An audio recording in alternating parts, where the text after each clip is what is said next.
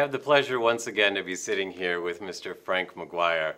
Frank Maguire has done many things, so many things that we can't talk about all of them right now. But of course, he was one of the original senior vice presidents of FedEx, ABC, and KFC. What some people don't know is he was actually one of the founders of Head Start and the Special Olympics.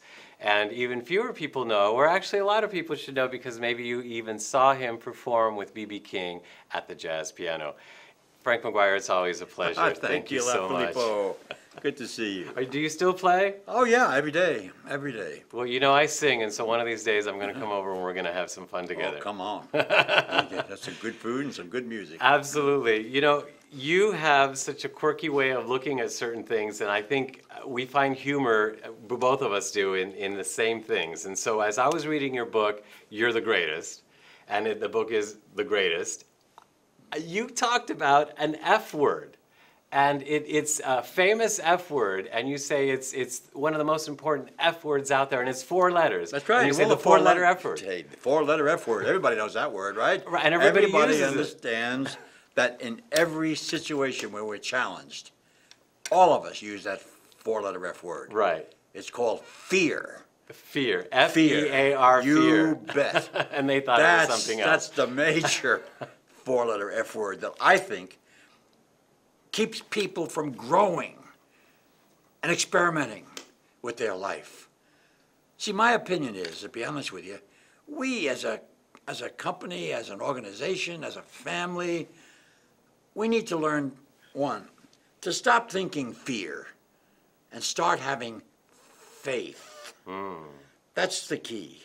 Believe. That's the whole idea. That people who believe in themselves produce good results. They can do anything if they believe. Anything with Napoleon Hill said it. Anything the mind can believe, it can achieve. Well, that's true. That's as true as I've ever heard anything said. And you can't believe if you have fear because it stops you. That's right. You know, if you're afraid of something, what's keeping you from not being afraid is fear. Fear of failure, or heck, how about fear of success? You know, fear is a very funny word in a way. You can be afraid of living or dying. Right. You can be fear of failure or success. I mean, the truth of the matter is that the 4-letter F word is in us, every one of us. And we need to learn to throw it out. Get rid of it. Fear will paralyze you. You know, it's interesting. Every time we want to use that other 4-letter F word, it's really fear that's that's really what we're saying is I'm fearful, or this thing is causing me fear. Right. Well, that's the whole thing in a nutshell.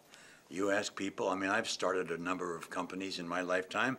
As a matter of fact, I'm presently the chairman of a most exciting opportunity called the Television Network. Right.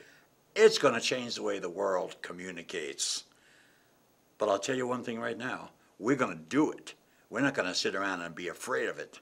We're going to hit it right between the eyes. Let me ask you this. Was there ever a time, and I know there was, when you were fearful about doing something, and I'm thinking of, was it JFK? Oh, yeah. Oh, yeah. Can you tell us a little bit about that?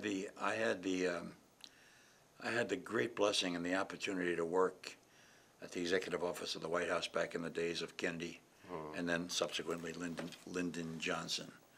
Now you talk about a way to not have fear.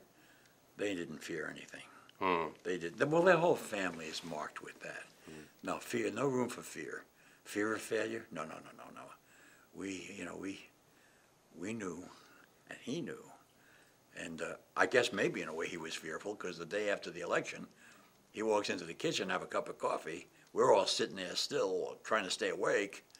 And he said, gentlemen, I decided to make a decision. I said, what's that, Mr. President? He said, I think I'm going to demand a recount. After he had won. He was afraid he had won, you know, and he had, you know. Yeah, well, that was quite an experience for me. Now, I was thinking of also one particular story which led to the fear, which was it Coke or a Pepsi or something yeah. involved? You must have read the book. I did read the book. Well, you know, I had gone over there to the White House to deliver this document to the president. He was going to make a presentation at the UN the following week, and I couldn't find anybody. It's a rainy Friday afternoon, and I couldn't find anybody to take it to him. And I had the car outside, Henry Cabot Lodge's limousine. I mean, the ambassador to the United Nations.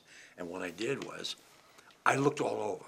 I even put my head into the door of the Oval Office, you know, something you don't want to do, you know what I mean? Something you can't do now, actually. Oh, no. This was in the 60s, you're right.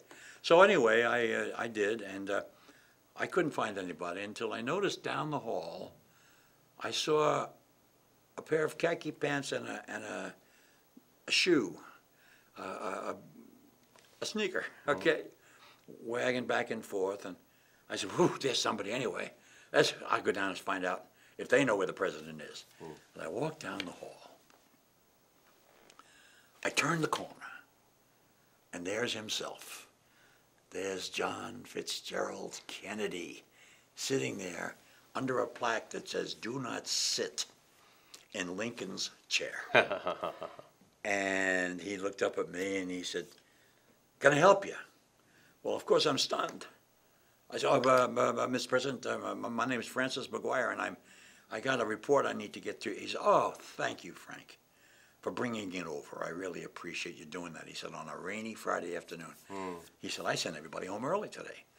I said, "Well, I'm not going to go home this weekend. I'm staying down here." I lived in Connecticut at the time. So he looked at me. This was wonderful. He looked at me, and next to him on the table, with no coaster, was a can of Coca-Cola. And the President of the United States says to this kid from Flushing, "Can I get you Coke?" Wow. And I looked at him, and I said, "No, thanks, Mr. President. I'm all set. I've got everything I need." And that was the fear talking. Yeah, but right. I got everything I need. I gotta get back. Are you sure? Wow, second chance. Yeah. Yeah, I'm sure, Mr. President. He said, "Well, okay. Thanks very much." Wow. So I turned around and I walked back down the hall. And before I went out the door that I had come in, I turned around and I looked, and there was the shoe again and the khaki pants on the round behind the corner. And Filippo, the thought occurred to me, if I had $1 billion today, I could never have a Coke with JFK. Don't miss any opportunities that come up in your life. Don't let a moment that you will never forget pass you by because you were afraid. How I wish I had stayed and had a Coke with the President of the United States, who was lonely like you and me. Frank, thank you for sharing that story. Oh, I know you were vulnerable at that moment. You wrote it in your book. You're making it public to help all of us learn from that fearful mistake and learn how important it is to get fear, that 4-letter F word, out of our lives. And hopefully, From fear to faith. from fear to Believe in you, Filippo.